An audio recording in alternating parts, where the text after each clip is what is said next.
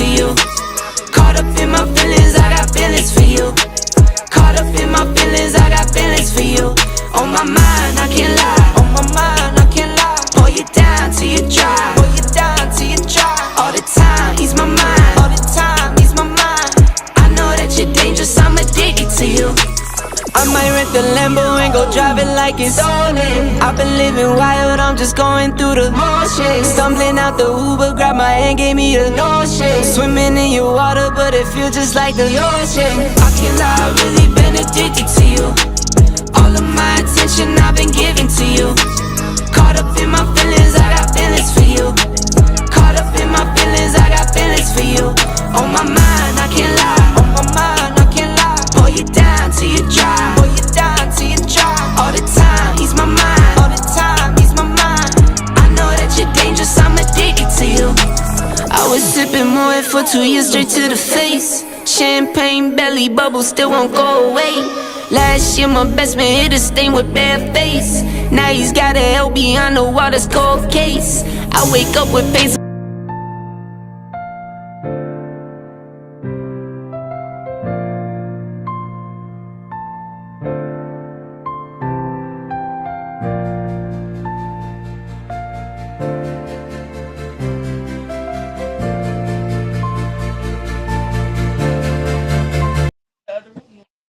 All right, good evening, everyone, and welcome back to another episode of This, That, and the Third.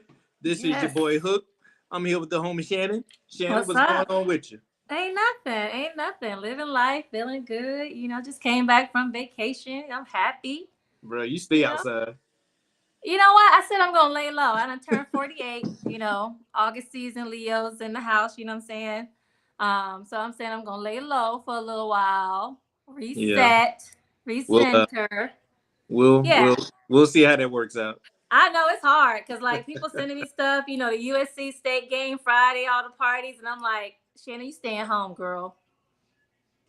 You'll be outside, trust me. I got a feeling.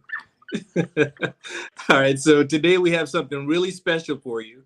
We're joined by the cast of Love Lives. Love Lives is a play that's equal parts funny, heartfelt, and full of surprises. So we're going to talk about the characters, the behind-the-scene moments, and why the show has audiences buzzing. So we're going to go ahead and jump right in.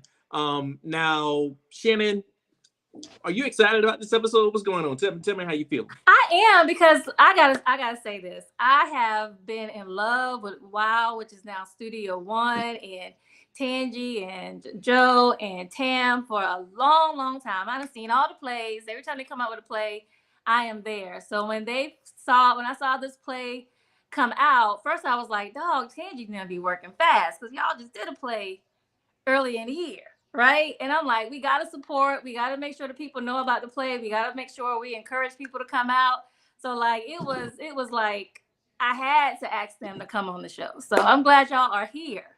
Thank you. Absolutely. And speaking of the lovely cast, they're all here together.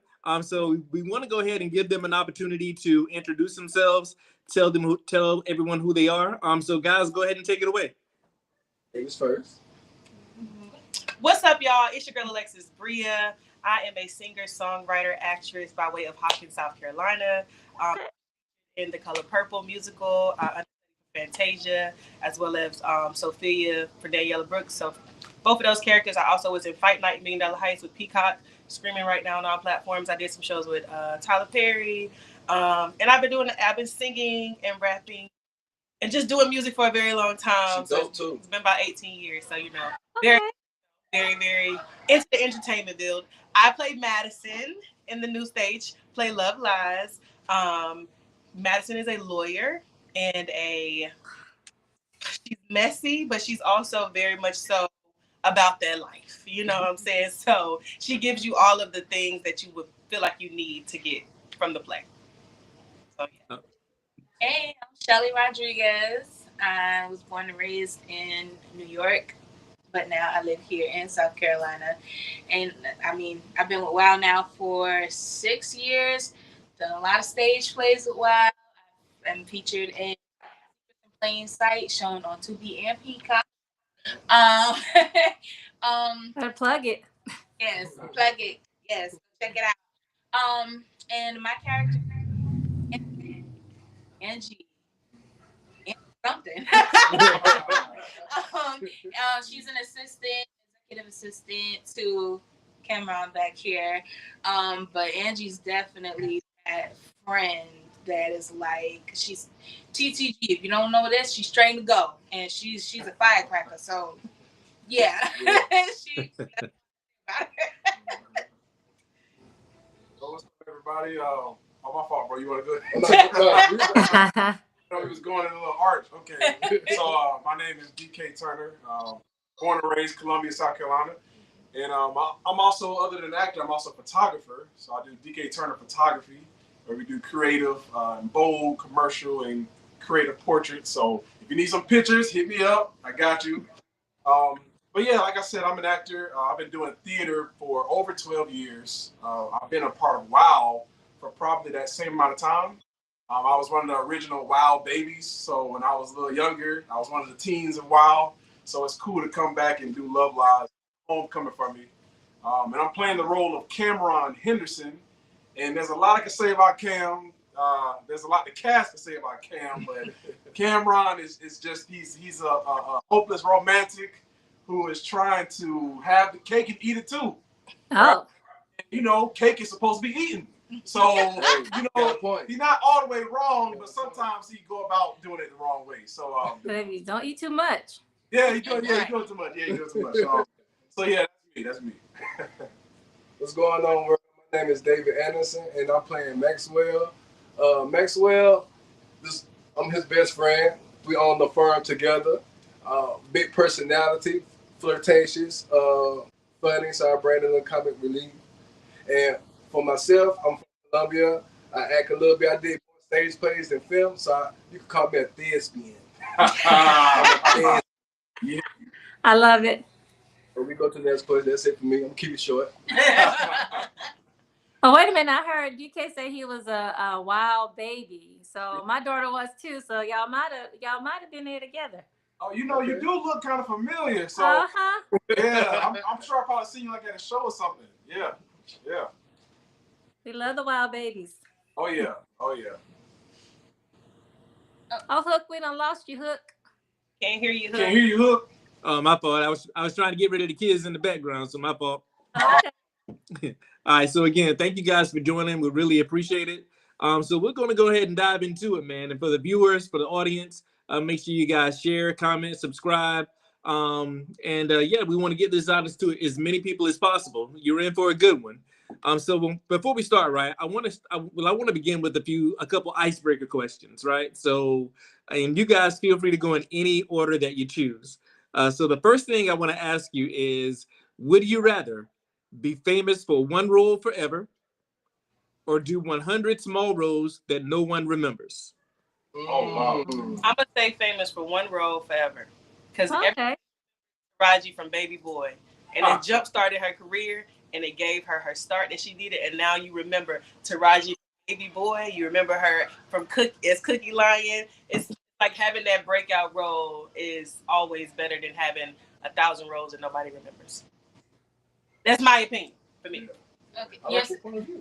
You're saying one role, like for the rest of your life. Yep. Yeah. Would you rather be famous for one role forever, or would you rather do 100 small roles and nobody remembers you? I say I guess I can say the one role. The reason why I say that is kind of piggybacking off of what Alexis said. It's like, you know, Chadwick, he stamped it for Black Panther. You know, so a lot of people did a stamp for one role, and when you say an actor or actress name, you be like, who is that? Oh, he played so and so. You know, and it's like, oh, I know who you're talking about, but you can only keep mentioning that one role that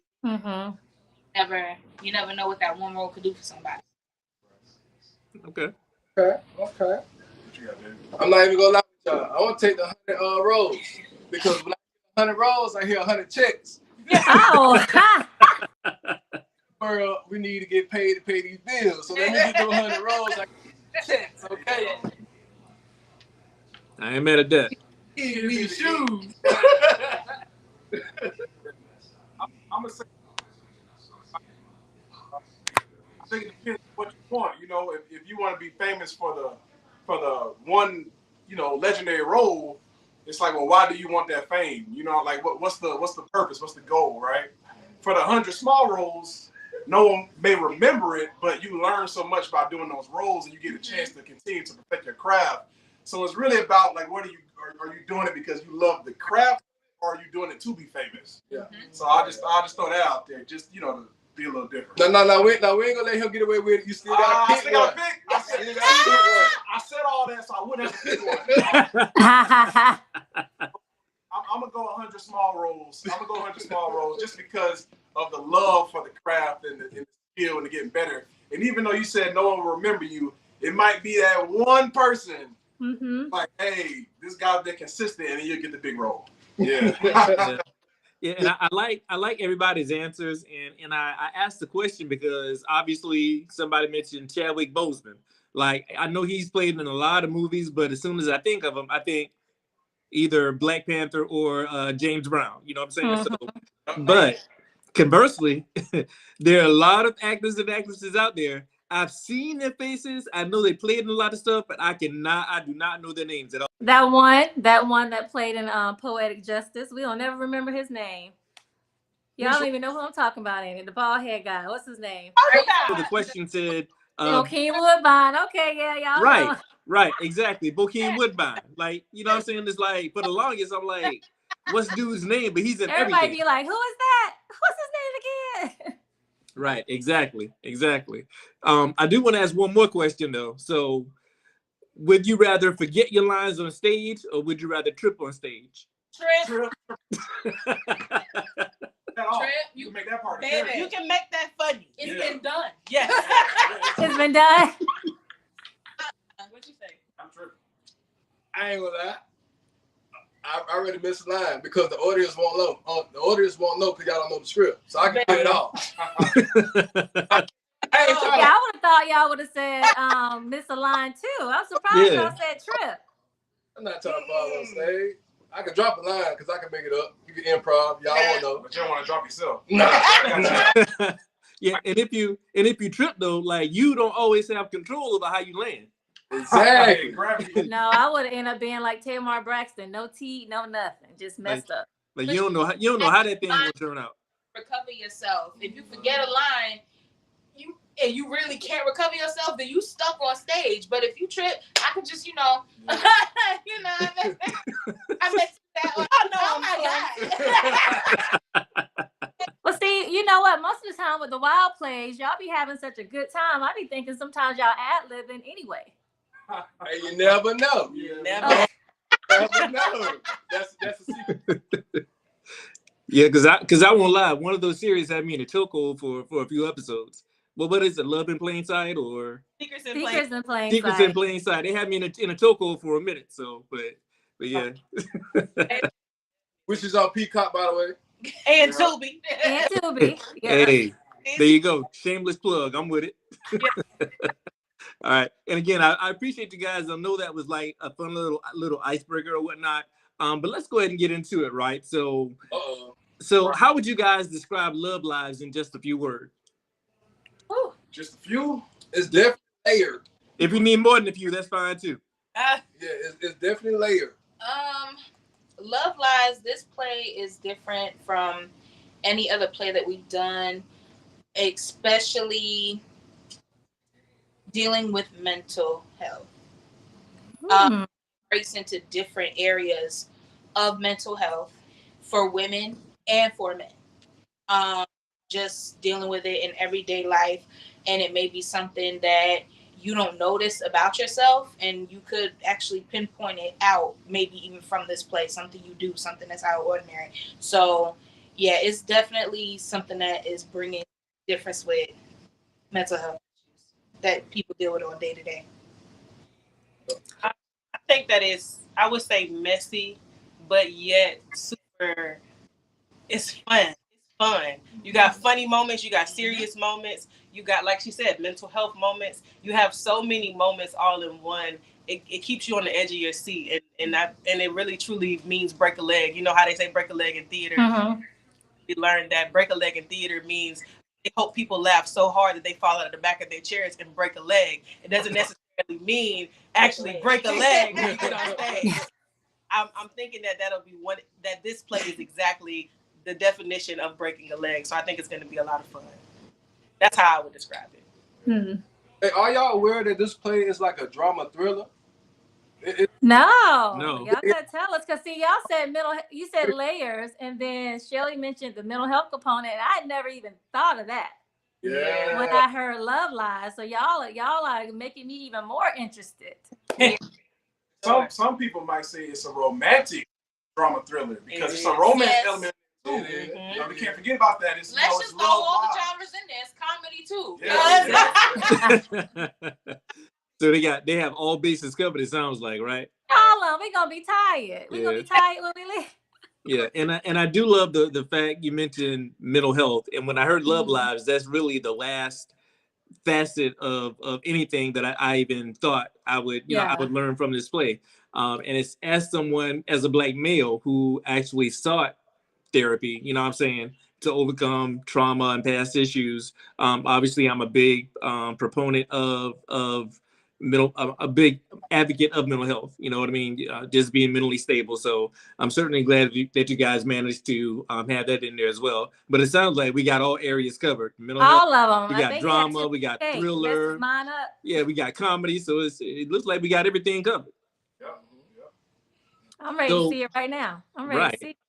So what do you think makes this play stand out from other productions of the same genre? It's full of beautiful melanated women. I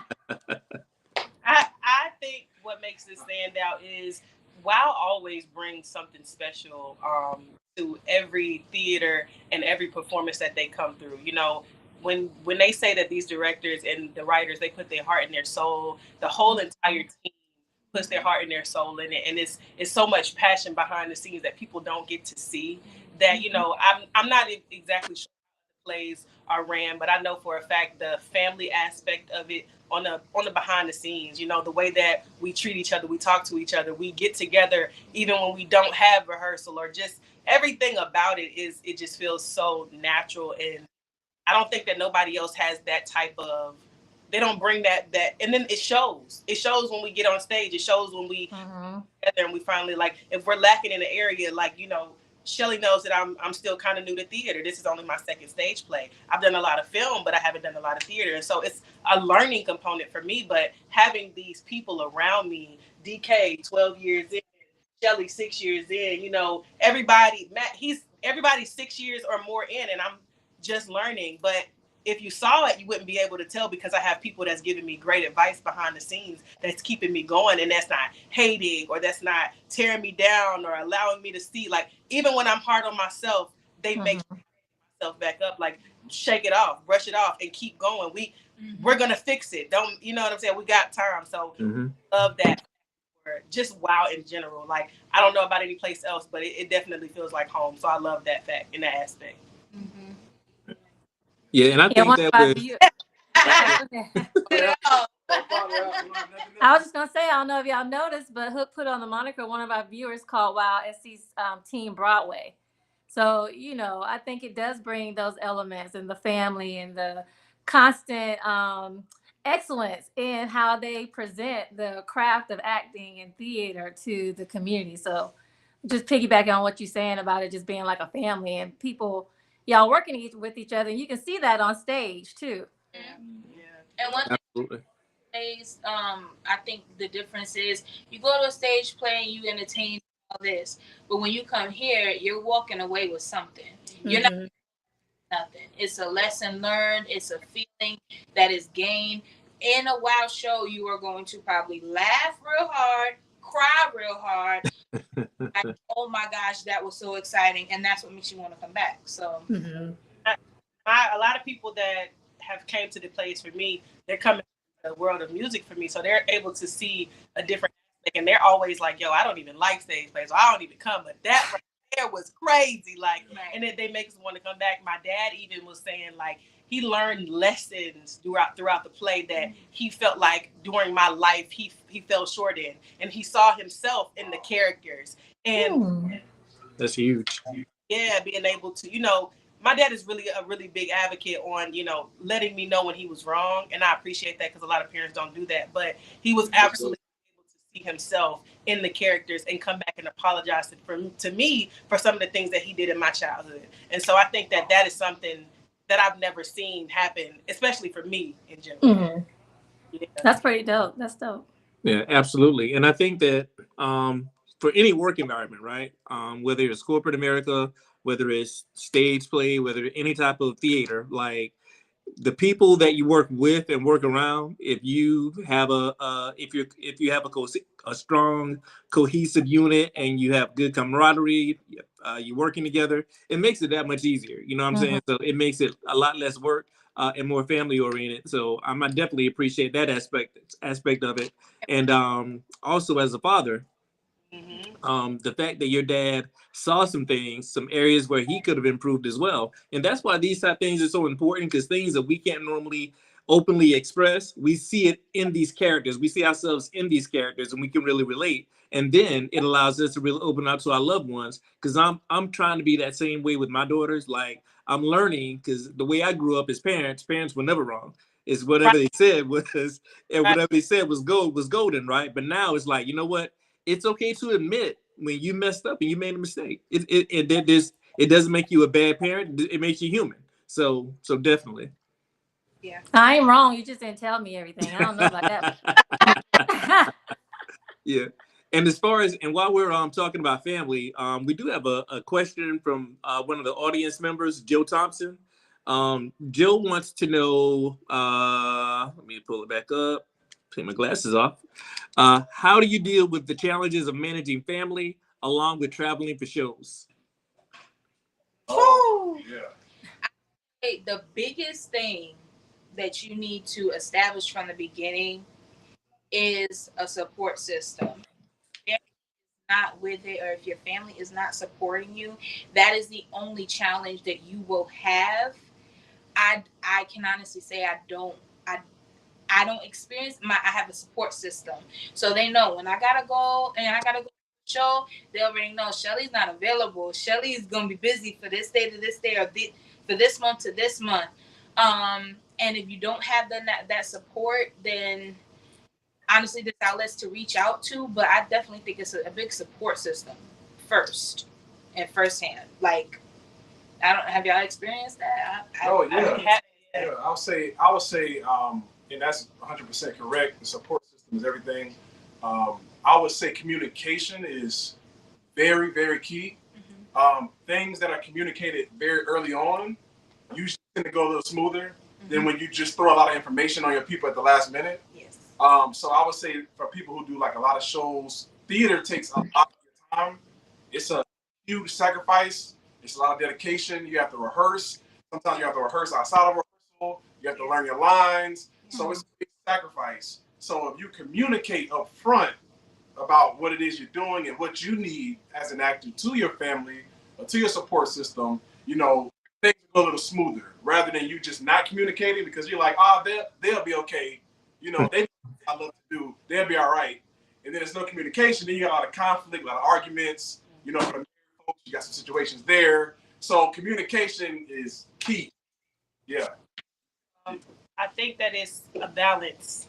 I don't feel like, for me, it's like if you overindulge in too much of anything, it's not good for you. You know what I'm saying? And it comes a place where you gotta, I love acting and I love entertainment so much that I have to shut it off and I have to give my child some of that time. I can't just say that I'm so busy studying lines or that I'm so focused on wanting to be the best that I can be. That just means that when I'm here, I utilize time in the best possible way that I can. When I'm around them, I get as much advice as I can. When I'm here, I give 110%.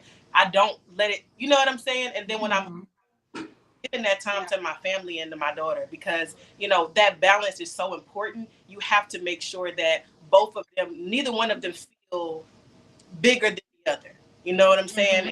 It's just like work and home life. I feel like you just got to balance it out. It's not going to be easy, but balance for sure. And prayer, So, yeah. But, I'm done. I ain't had that. So can I add to that, because Yeah. that's important. So in February 2024, I did A Raisin in the Sun at USC Columbia, and I played the role of Walter, and that was a dream role for me. But it took so much of me. Like, I had to give my all to that script because I felt like that's what it deserved. But I also have a family, and I just started a new family at that point in my life, and they suffered because I gave so much to the play that I didn't have anything left for them. So, a big lesson through trial and error, like Whitney said, or Alexis Brie, I'm sorry, like Alexis Brie is saying, you have to balance out. You have to make sure that you're giving all you can to your family, because the play is temporary. Yeah. So when the play is over, your family's still there. Yeah. So give your all to something that's temporary, and then you go to your rock, your foundation, support system, and you have nothing left for them. Right. So that's something I don't want to go into a sermon. It's a time management thing. It's when you're at home, okay, everybody's asleep. Okay, that's when you could probably take that 30-minute or an hour to read your script or whatever. But when it's movie time, put everything aside. It's movie time. Put everything aside. It's dinner time with family, and then work. And when you're here, focus on what's going on here, and then focus on what's going on out there when you get to the car. But when you're here, focus on here. When you get to the car, that's when you can pick back up in real life. So it's just balance, time management, support, communication, all that work together. I think the last thing I want to add is inclusion. Like, sometimes I make my daughter help me read. It's helping her read, and she's learning things. And she's like, wait a minute, hold on, wait, Mama, I don't want to say this word. But don't say that word. It's fun. It's a way to include my daughter into it. And because she's not able to see it, she's able to see, I see my mom working hard. Mama, you didn't get that line right. We done went over this 5 times. You still don't got this together. Come on, so I think that. And they gonna tell you. They gonna get it. Right. Okay. My husband has done that to me. He's helped me read, and then I'm like, okay, make sure I got this monologue right. And he's like, well, you said this word, but not this word. Change the word. I'm saying you changed it. You know what? So, including your family in on it should be like, it's definitely helpful as well, because you get the practice that you need. Yep. You're spending time with them, and it's fun and it's helpful. So I think that just balance, like I said. Yeah, and I can imagine because I know that for I can relate to what you guys are saying, right? Because in my 9 to 5, I'm a trainer, and obviously I have to prepare. Like with me, I have to prepare. I like to rehearse. I like to go over what I'm gonna say, how I'm gonna say it, how I'm gonna walk, what my inflection is gonna be like when I say certain things, right? And I guess I would incorporate my daughters in that, right? So I would if I'm doing a skit or something, I would include them and have them ask me questions and see how they react. And based on their reactions, I know how I get an idea of how some of my the attendees of my training are gonna react as well. So I appreciate that what you guys said, because I've never been an actor. What I can appreciate about the art though, when I look at like the lines and the emotion that people put into it, I'm like, how much time did they spend like preparing for this role and trial and error and going through these emotions? How are you able to like turn on tears and turn off tears? Like, but that lets me know there's a lot of preparation. But then I thought, these people have families, like kids and spouses and significant others. Like, how do they balance that? So that's why I threw that question in there, because I'm glad Joe asked it, because I was going to ask it as well, because I really wanted to know like how you guys actually manage that. And I mean, I got to tell you, I have the utmost respect for your craft, seriously, because I can't even imagine how it is. And I said, I was just thinking about how, you have some of these bigger actors saying how they get in character and they stay there. Right. Like they be home and they're still in character, and people walk up to them and they're still in character. So I was surprised I didn't hear anybody say that, but I guess, you got to be a millionaire maybe to, cut everybody out and just stay in character for days and weeks and months. But like Hook was saying, the preparation it takes, and like, having to draw from your own personal life experiences to bring out emotions and stuff like that. Like, you ever get a point where it gets real for real? We just And that's why when Alexis talking about the family dynamic that we have, like I don't know about other productions, but on this one it has happened. I could talk about a personal experience of mine where I'm reading my script and we were in rehearsal and they said, oh, just picture this. I went back into something that I had up from my past, and it's emotional. I cried. But what we do is we stop and we have a thing where we say go. And when one of us runs out of the room or we try to hide the tears, all of the females get up, go, and we go do a group hug prayer. All the get up, go, hug, do a group prayer, whatever we need to do, get them back, and then we all come back and we do it. So it's a support of having everybody here, and it's not you telling, but it's also just we're here if you need us. And it's happened at a lot of places. It's happened on stage where you get there and sometimes you can't get out, but as long you got somebody, you good because you got show still going on, and it's like come back, you ready? Right. So it can get real. It can go there. I think God allows things to happen, and not say that we all have situations that happen with our life, but God definitely allows us to go through things in our life, and at certain times in our life, because He places people in our life strategically, even though we don't know what's happening with us. We could have something bad going on. God might have allowed it to happen at that time specifically because you can have somebody around you that is going to pray for you, is going to hold your hand. That also type of situation. Sometimes, whenever you're acting and you're getting into that character, you definitely have to relive certain moments in your life, and it pulls up a lot of trauma, a lot of issues. So you have to heal from those things, and sometimes that's how you also get your healing, by knowing and being surrounded by people who are able to help you gaze and navigate through those things. It's therapeutic. Acting is very therapeutic. A lot of people really don't know it, but until you go through it, acting character either that you have been pressed or you're becoming a character that you aspire to be. You're becoming a character. It's all in there. And once you make that connection, there's no going backwards.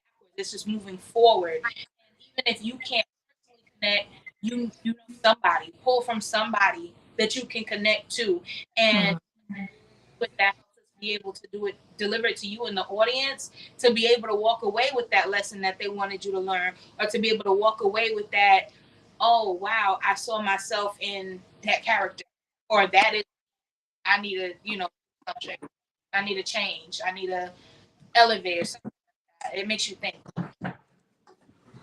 And while we're talking about like characters and the roles you guys are playing, right? For me personally, whenever I watch anything and I enjoy it, there's always one character that I get completely vested in. It's like I mean, like a lot of characters, but there's always one that I can relate to. In The Wire, it was Bodie for whatever reason. So I was crushed when he killed him. You know what I mean? So for you guys and your characters, if you had to pick one character out of the four characters that you guys are playing, which character do you think people are going to gravitate towards and really start rooting for? Out of these four characters? Out of you four, yes. You say gravitate towards? Yeah, gravitate towards, relate to more, or somebody who's going to become a fan favorite. I'm gonna say Mr. Cameron. Everybody can relate to having to juggle your options, like make being stuck between two decisions or relate. I think they'll be invested into Cameron as well, because his character is, you get to see his vulnerability, you get to see his soft side, you get to see his work mode, you get to see him around his boys, like you get to see so many aspects of Cameron. You're gonna get invested into, all right, Cameron, you need to pick a girl. Everybody's gonna love, because DK is such an amazing actor. Like it's so good to always see him. Like when I seen him, he had amazing talent since I So, you know, just I love that. Yeah. So his character. That's what I'm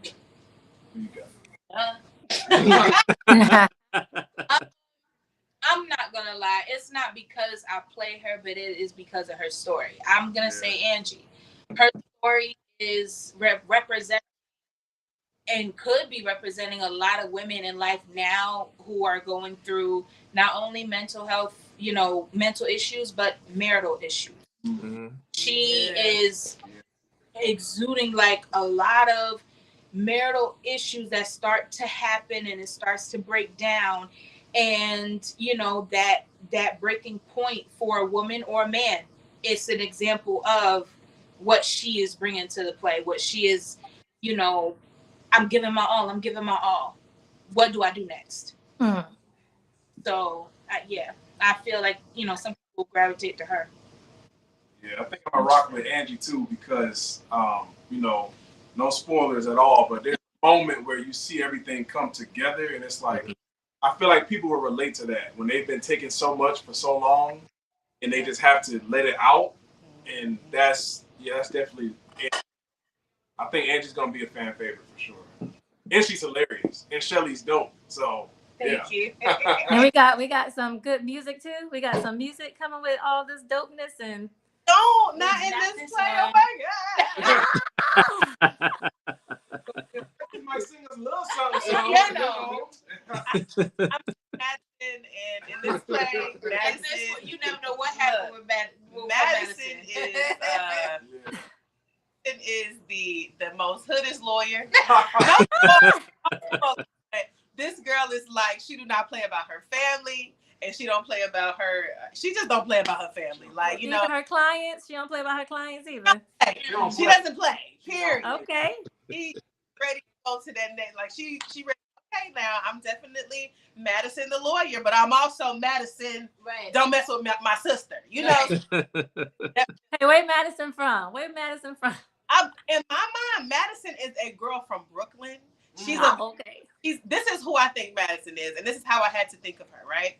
Madison is a girl from Brooklyn, but Madison is very much so educated, sophisticated, all of the things. She's passed the bar. She's very that girl, right? And she's enjoying her life. She's having fun. But then somebody messing with her sister. She's like, all right, so what's up? Well, we got what they call that, sophisticated. Yeah. I love her character as well. So now I was able to, like, sometimes whenever you're trying to figure out who your character is, I had some time connecting to Madison because we're so different, Mm-hmm. Look at shows and get kind of, it was different for me. So this helped me see her in a different light. And sure? Because you put them hands up real quick. Real quick, right? Real quick. You sure? Right now, I'm in character, Okay. I mean, they do say they just get finished rehearsing. I was like, ooh. Nah, and I think that's the beauty of acting, because there's always, I think, in every character there's somebody somewhere who can relate to that character, and just to see you guys bring that to life, I think it's a thing of beauty. So again, I think that's amazing. And while we're talking about characters, right? So you guys play these 4 individual characters, right? So do you find any parts of your character that you personally relate to, or maybe the opposite, somebody who's totally unlike you? So with your characters, do you relate to them? Is their mindset, their demeanor similar to yours, or is it completely different from how you are? Like I was saying, I don't think that I'm like Madison, but I've been able to connect to Madison because my father's from Brooklyn, and so knowing his also a lawyer. She's a criminal justice lawyer, law, and she's very like I just channeled that person. You know what I'm saying? And I was able to just see, like, but now me, I don't play about my family, so I was able to pull that from a natural place. But it was kind of difficult for me to connect to this character. I'm not gonna lie. I have Angie me. Angie's me, but just relating to her and to her story, her journey. Yeah, there was some things that I can definitely connect to on a personal level, And then others I just pulled from stories that I do know, stories that I do love, how they may have felt in that very moment, how that made me feel for them. If the person's story related to somebody that was close to me, I know how it made me feel, because I don't play by my family in real life. So it's like, if it was done to them, I'm like, I put myself in there, I feel like it's done to me. I don't care if it's not me, it's me. Like, so, but when it comes to her other side, like her crazy, kooky Latina side, I mean, it is what it is, my boss, and I keep respectful, but she got, she sometimes need help with remembering where she is, because she is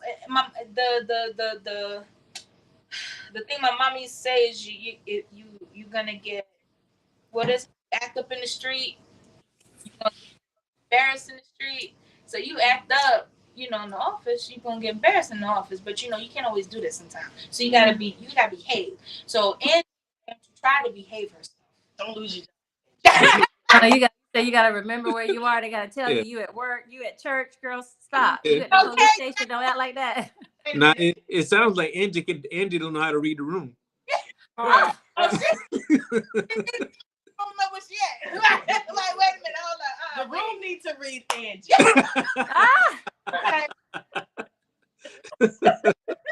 Hook, I like that question, because can you imagine if the guy who played Jeffrey Dahmer could relate? Right? We hope he could not relate to any of that. Right? Yeah, but I mean, to play a role like that, I like, you got to dig deep. You know what I mean? So either you're where you dig to get that from? Yeah, to me, that's just pure acting. Either you're that talented or that demented. I don't know. Yeah. I think watch document. I'm not saying that it's like I would do this, but I think that they probably watch documentaries and study sociopaths, and they try like those care. Okay, this is what a sociopath would do. This, like, you know what I'm saying? Because I guess that'd be the best way to do that. You feel me?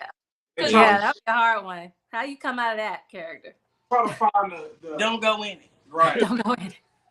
Find humanity in every character. So like one thing learn in theater is you never judge your characters. Now in real life, you may be like, oh, this character is I like this character, I never do that. But that's one of the biggest mistakes you can make as an actor, because it's not your job to judge the character. It's your character to the audience. Okay. Find the humanity, because we're all human. So even people who do inhumane things, a lot of times if you study their lives, there's some trauma or there's something that happened to them that causes them to go on the path that they're on. Yeah. Or some people just have chemical imbalances, and that's stuff that they deal with mentally. But most times there's a trauma. It was something done to them, and they're reacting to what was done to them by hurting others. They become what happened to them. So in all of our characters, even though our show doesn't have anything crazy, like, well, kind of. Oh, goodness. Hey, No, it's crazy. Is that a spoiler? Is that another spoiler? What happened? March 1st, by the way, March 1st. Yeah. They changed March 1st. So yeah. So it just is. We just want y'all to anticipate it a little bit more. Yeah. Absolutely. And so I'm a former athlete, right? And I know that pregame, we're in the locker room. We got the music going, we got the rap playing. We slapping each other in the helmet. You know what I'm saying? We getting ready to go out, right? Each other on the butt. Yeah, I'm just saying. I'm saying, how football players do, right? So, for you guys, what are the vibes backstage like before the curtain goes up? Like right before you guys are about to go on stage, what's that vibe like? Crazy. So I just saw how y'all started looking at each other. So right. We already know. Yeah. So of course it's split. So I can't speak for the guys, but that female dressing room, we be lit.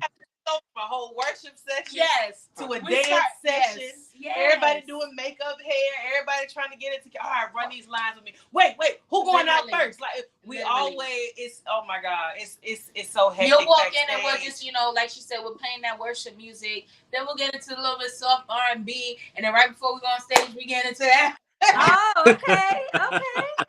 And one thing, the big thing backstage is we'll always have before call, we will have a cast production prayer, and we never go on stage without stepping into that hallway and praying. We never go on stage without. And so yeah, that's just the vibes that we got, and because we developed the relationships that we have. Time over rehearsals and things like that. Even during the show, when we walk past each other, all right, you ready? Yeah, let's go, let's keep on going. We're encouraging each other backstage throughout the whole entire thing, because it can be draining, it can be long, the wardrobe changes, everything.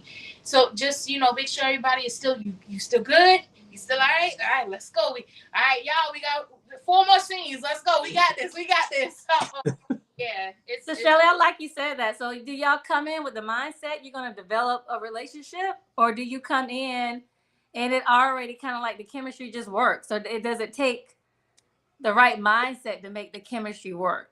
You know what I mean? So I'm not a person that likes to force interactions in relationships.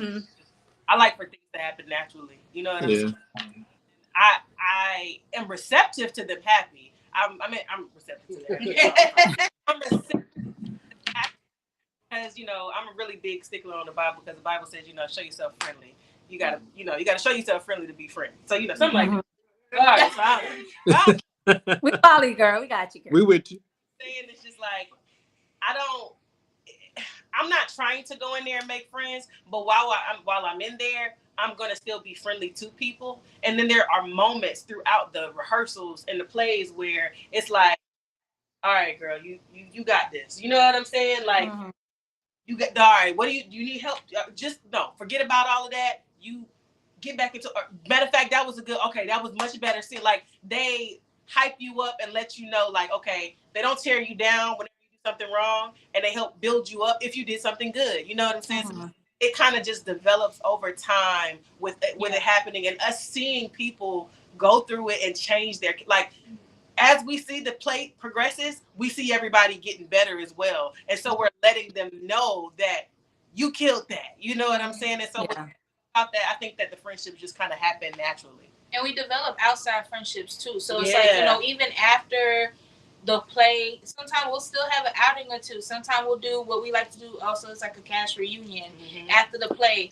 Everybody to come back and see. And like with everybody's outlets, with, you know, DK doing photography, you know, we'll go to Alexa's show or something like that. You know what I'm saying? He always a rider. You know what I'm saying? So we can call him for anything and he'll be there. So it's the outside relationship too. That's my phone. Sorry, y'all. Okay. Yeah, it's the outside relationship too that we develop. So we're not gonna say right at the moment of everything we are friends. Right. It doesn't take a long time, but you know, you gotta read the room. You gotta kind of read how people gonna do it, because you know, somebody just may be there just to work. They don't want to interact, or that's just them. They're very introvert, where they're just not gonna break out the shell. But I'm not gonna lie, this cast or any cast that I've been with WOW so far, it's kind of hard to not break out your shell, because we and we rehearsed for like months before the show, so we got time to build that chemistry and become friends, or good, if not like real life friends, at least good co-workers.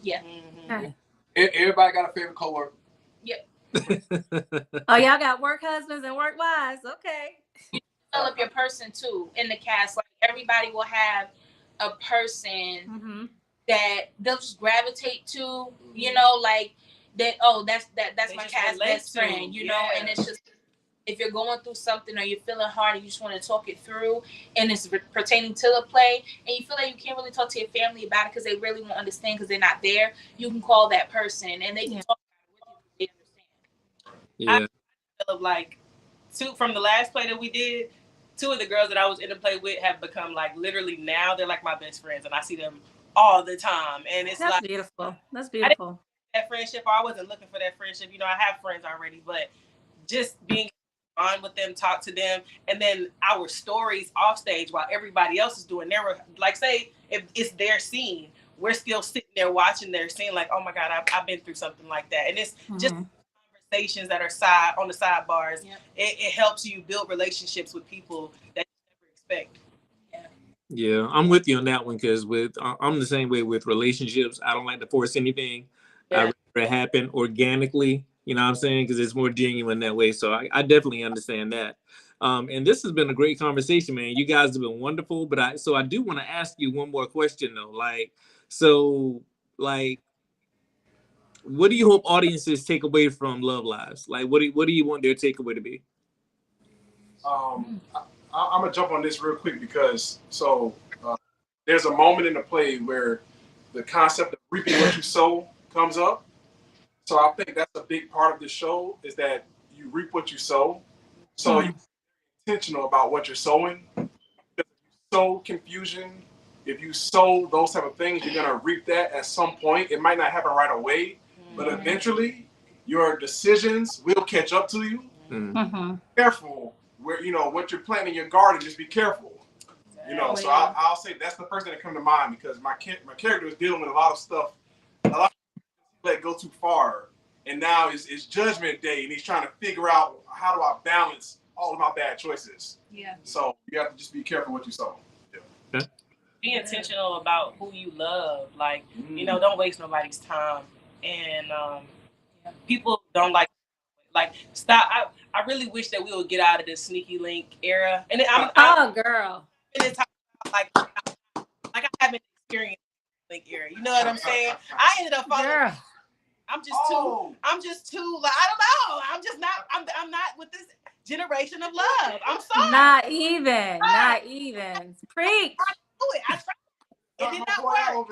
It did not work. Come on back to the screen. Come back to the screen. 5 years later, and I'm still in love. Don't get it. So, I know. But David Hyatt over there? Yeah, I'm gonna say what happened. What's going on? He laughing at me. My sneaky link. But I feel you, Mama. I feel you preaching over there. We are sick of that. I just hope that it brings back real relationships, brings back my grandparents staying together for 40 years. Like my parents 35 years. I want to see more love and marriage and less playing and messing with people's time. The best people messing with people's head is just sleeping around. We'll just see what happens that year. We'll just see what happens. We'll see what happens. I just said takeaway is definitely, like I said, my biggest thing is a mental health thing. Shining a light. We all need it. In this day and age, you never know what somebody is going through. Yeah. You never know. Checking up on your people, checking up on, your family, friends, your people, not going into, especially with marriages. See a lot of marriages, divorce rates, people splitting, people, and you never know what is going on. But when you see it, just remember why, you started that relationship in the first place. And see if you get back to it. Go get the help. Go get the therapy or the love that you need, and don't try to fix it on your own, because when it's past fixing on your own, that's when I'm gonna bring it in. That's when the devil come in, and that's his playground. So, and then it goes beyond fixable. It goes beyond what you even think you can try to salvage. So, yeah, it's just keeping that mental space and asking for help when you need it, before you go too far. I'm gonna say getting help even when you don't need it. Yeah. Mm-hmm. Yeah. Further, because I feel like having a healthy, how you receive your trauma, heal from those things is very important with your relationships, and it shows in your relationships, and it shows up in different situations if you don't get that help you need. So sometimes I just feel like we all need therapy, and I feel like in our community, especially the Black community in itself, we always feel like it's something wrong with you if you got to go to Thanks. Be anything wrong for you to talk to somebody. Yes. And I think you should talk to somebody when anything wrong happens, and after you get through it, so that you can have the help that you need. So, yeah. And it's always good to talk to somebody who's very objective, that doesn't really know you, and they can give you a fair assessment That part. of what, you know what I'm saying? And that's what really helped me. And it really opened my eyes to a lot of things. And I got to tell you, like, I started going to therapy maybe 5-6 years ago. And when I tell you this is the best I've ever, like, I'm living my best years right now because I've overcome so much. I'm a better man, better husband, better father, better just better person all around. I used to have a quick fuse, like I would get What? angry. Yeah. But believe it or not, I had a quick temper.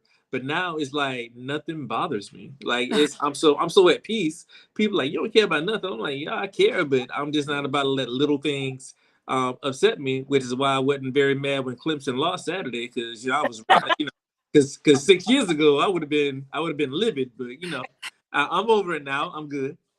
Oh, we're glad you're gonna be good all season. I'm glad you're gonna be good all season. And it's the things that, the help can give you, the tools that you need. You may think that you're handling, a situation or stuff that's coming up in your life in the proper manner, as you could say, or, the correct way, but not realizing that you're damaging not only, the person that you're having the issues with, or the situation, but you're damaging yourself as well. Mm-hmm.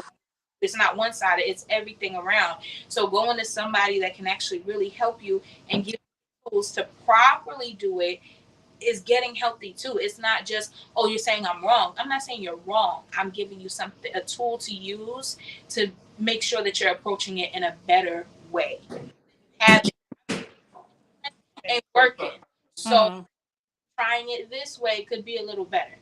So you saying storming out the room, slapping everybody ain't the right way to do it? It's not the right way. I don't think nobody in that room talked to me since that day. Okay. But I think that just being healthy so that you don't bleed on the people who love you, like family, your loved ones, like realizing that, okay, that wasn't healthy. Like we were talking about a little bit earlier, like there are things that my mom and dad's generation did that I felt like I had to correct them on. Like, you don't love me and tear me down and tell me what I'm not doing. You help me, and don't bring me down while you're doing it. There's a way where you could tell me that I'm not doing something right without talking at me or making it seem like I'm so bad for doing this. You know? So I think that once you get that type of help, it really helped me in my relationship with my daughter, because I was so angry and I was always yelling. And then my mom was like, I hate to see you doing that because I did that to you. And I was just tired. And it was just like, okay, yeah, I need some therapy. So once I started going to therapy, my daughter wakes up, she's like, Mommy, we had a good morning. Like, morning. And it used to get me so upset, but it was, I had the patience to deal with it, but not realizing like she tired just like I'm tired. Like, thanks. I want to get up at 5 o'clock in the morning and go to school, but I get it. But it's helping her get accustomed to life and things that she doesn't want to do and still staying consistent. So I think it's important in all aspects of your life to just get the help that's necessary so that your loved ones see the best version of yourself. Absolutely. Lord, y'all got me want to go call my kids. I know, right? Like, what did I do to them? Right. Oh. Play right now, literally, as she was talking, taking accountability for what has happened. Mm-hmm. It's not just, and accountability. Guys, I had to pull back. I'm about to get it out. You gotta come see it to know. March 1st. Spoiler alert. What's right? Listen, that's trying to, but it's really, accountability. Learning how to take accountability for your parts in whatever has been done. Mm-hmm. Your fault. That's hard. Y'all finna teach a hard lesson, because people don't like to take accountability for. Accountability is hard for kids. Yeah. And people don't like to take accountability. Now, I got one question though before we stop though, because Tangy is good for this. Is it a cliffhanger? March 1st. March 1st.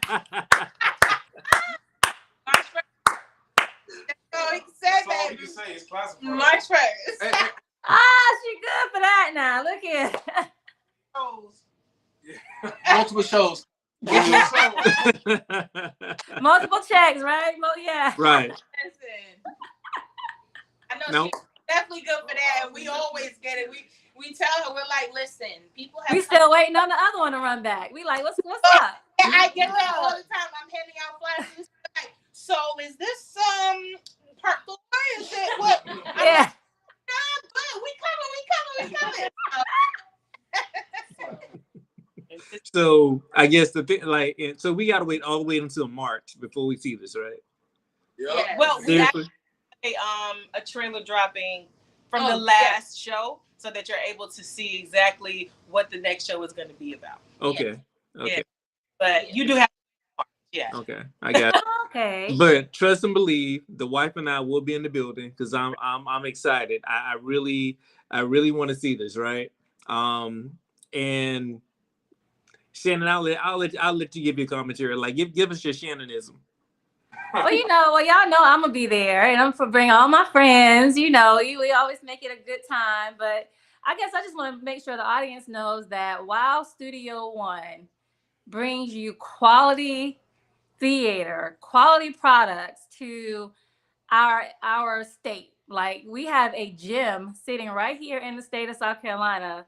Like you heard, they're on Tubi, they're on Peacock. They have multiple shows going on. They're always producing plays. Just had a play early this year, got a play going on now, just always. And y'all just make sure y'all support. Find Wow Studio One. Find them, lock in, support. You will not be disappointed. And I'm so ready to see this one. I don't know what to do. I don't know what to do. And I know she's gonna have me having a heart attack on the edge of my seat, but I'm still ready. Oh yeah. Yes.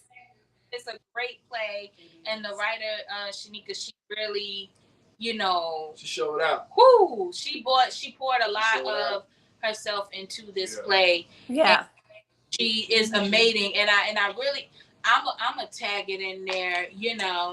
This is actually a book as well. So you gotta come to the show and get the book, and you really gonna read about it. I love that. Hey, say less. Y'all ain't gotta sell me no more. I'm there. No, and I'm glad you mentioned the writer, because that's what they do. They will take production from others and make it into something that we can touch, see, feel, relate to, think about, and see over and over again. And I love that about them. Love that. She's the writer of the book and the play. So yes. Absolutely. And I want to make sure I got this right? So we got DK, David, Shelly, and Alexis Bria, right? That's what we are? All right. Yeah. So again, we do want to thank you guys for coming on. This was so enjoyable. Thank you. I was excited when Shannon first told me about it to see it, but now I'm even more geeked. I'm gonna be waiting for the trailer. Can't wait. Wife and I are definitely going to be at the show, and we're going to grab the book as well, because earlier, like we said, we support everything Black, and you guys are immensely talented, and we want to share that with everybody, and we just want you guys to know that we appreciate everything that you do, and we are going to do what we can do to support you. So between now and March 1st, if there's anything that Shannon and I can do to help promote you, or to help do whatever you need us to do, reach out to us. If you want to reconvene again when it's closer to March 1st and try to plug it a little bit, we can do that too. So make sure you guys let us know, and we'll be happy to. We can definitely do that, and we could probably, let's grab some of the other ones that's up in there. So you can do that. Yes. Hey, I love that. we can make it a whole party. Let's do it. Ain't no thing. All right, but again, so that's a wrap on today's episode, and a huge thanks to the cast of Love Lives for giving us a peek behind the curtain and sharing the heart that makes the show so special. So make sure you grab your tickets whenever they announce it, right? It's going to be March 1st. So there'll be more information to come. You won't regret it, man. And as always, thank you so much for tuning in. So don't forget to subscribe, share, and join us next time when we bring you a little bit of this, a little bit of that, and of course, the third. That's right. Thank you, guys. Thank y'all.